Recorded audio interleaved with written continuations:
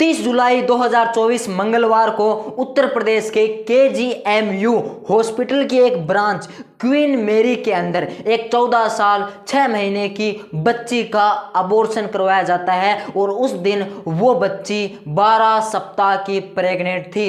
अब यहाँ पर दो मुख्य क्वेश्चन खड़े होते हैं। पहला क्वेश्चन ये है कि एक 14 साल 6 महीने की बच्ची प्रेग्नेंट कैसे हो सकती है, और दूसरा क्वेश्चन ये है कि आखिर उसका अबॉर्शन क्यों करवाया जाता है। तो चलिए आज इन्हीं क्वेश्चन का आंसर जानते हैं और बात करते हैं इस रियल लाइफ स्टोरी के ऊपर।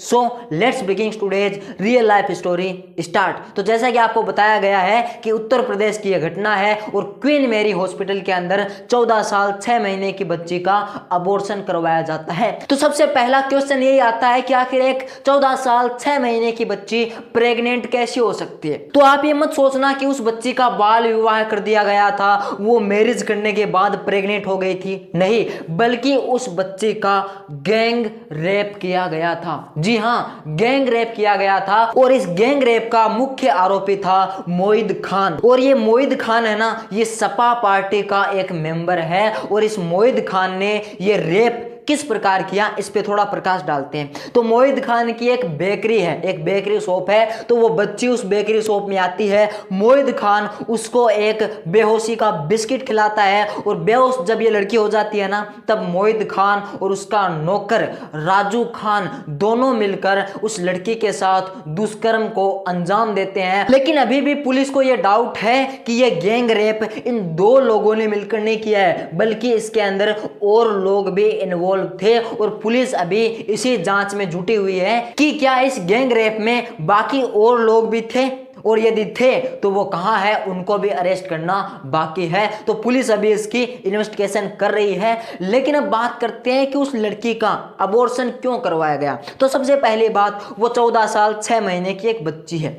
दूसरी बात, ये ना कोई जायज बच्चा नहीं है, ये कोई जायज संबंध नहीं है। अब आप इससे ये मत सोचना यार बच्चा है तो बच्चा ही है, जायज है ना जायज है ये क्या है। लेकिन ये कोई मतलब ऐसा नहीं है कि शादी करके हुआ है, शादी करके होता तो ये जायज होता, लेकिन ये एक गैंग रेप के दौरान, यार आप खुद सोच के देखो, उस बच्चे को कौन तो पालता, कौन पोसता। अभी वो खुद बच्ची है, 14 साल 6 महीने की वो अभी खुद बच्ची है, तो उसका पालन पोषण कौन करता। तो इससे अच्छा तो यही था कि उसका अबॉर्शन करवा दे। लेकिन अब आपके मन में एक क्वेश्चन फिर से आएगा कि हमारे कानून के अंदर अबॉर्शन करवाना गुनाह होता है। तो कानून के अंदर ये लिखा हुआ है कि यदि कोई लेडी 24 वीक यानी 24 सप्ताह की प्रेग्नेंट है तो वो अबॉर्शन करवा सकती है। तो वो बच्ची तो सिर्फ 12 सप्ताह की प्रेग्नेंट थी, तो ये कानून के अंडर होकर हुआ है। अब बात करते हैं कि सरकार इस विषय में क्या कर रही है। यार सरकार को तो कुछ ना कुछ करना चाहिए। तो सरकार है ना, उसको मुआवजा देने की कोशिश कर रही है। पहला मुआवजा है रानी लक्ष्मीबाई कोष सहायता, यानी रानी लक्ष्मीबाई का एक ऐसा फंड है जिसमें मतलब लड़कियों की या फिर मजबूर लोगों की सहायता की जाती है जो पीड़ित होते हैं। तो सबसे पहली सहायता वहां से की जाने की कोशिश हो रही है और उसके अंदर लगभग 8 से 10 लाख रुपए मिलने की आशंका है। और दूसरी सहायता हो रही है मुख्यमंत्री बाल सुरक्षा, ऐसी कोई योजना है। तो उस योजना के तहत जो उस लड़के के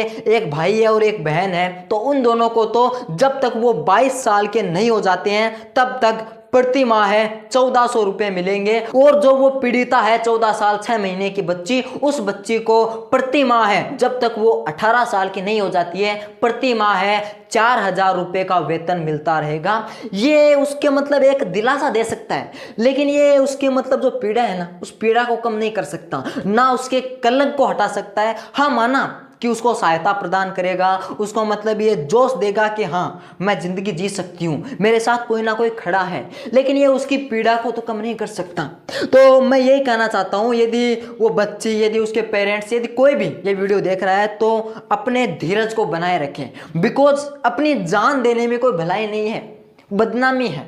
बदनामी कईयों की होती है, और जो बदनामी से हटकर चलता है, जो अपने आप को खड़ा करने के लिए काम करता है, यार ये कोई गलत काम आपने तो किया ही नहीं ना, दूसरों ने किया है ना आपको बेहोश करके, तो आपको घबराना नहीं है।